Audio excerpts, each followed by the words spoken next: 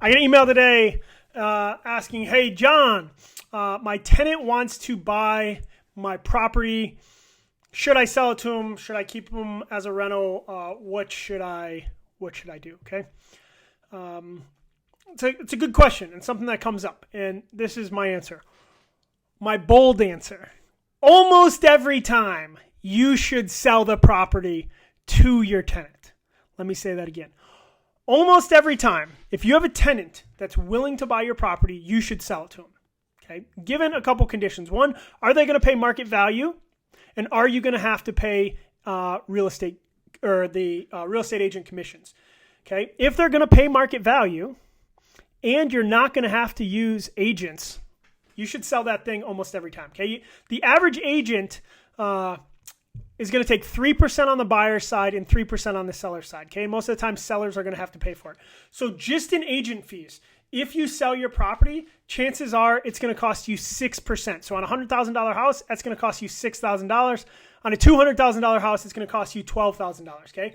So if a tenant wants to buy your property on a $200,000 property, that's right off the bat going to save you $12,000. That's almost always going to be yes. Okay.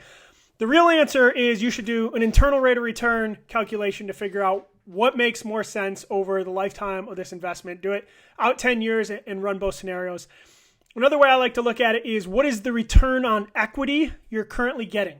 So if you sell this house right now, how much money do you get? How much money are you going to walk away from, right? So if that's your investment, that's your equity, right? What is your cash flow looking like every year? So you can do a little math there and figure out what is your return on equity. That's another way to look at it, okay? So then people are like, all right, tenant wants to buy it.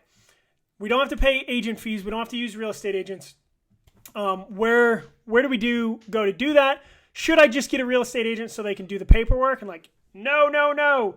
I love real estate agents. Okay, I promise I love y'all.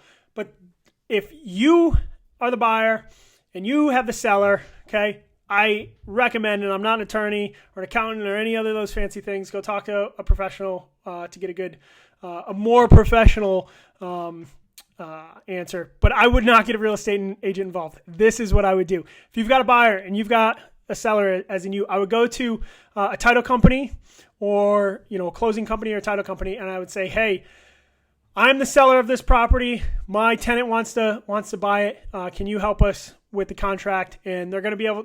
Chances are they have a for sale by owner contract right there. You're going to have through the closing process, you're going to pay for a lawyer to look over all your documents, and you're going to be able to save that 6%. Okay, but the bottom line is, if your tenant wants to buy your property at market value and you want to save, and they're not going to charge you real estate commissions or agent commissions. Sorry, I keep getting tongue twisted there.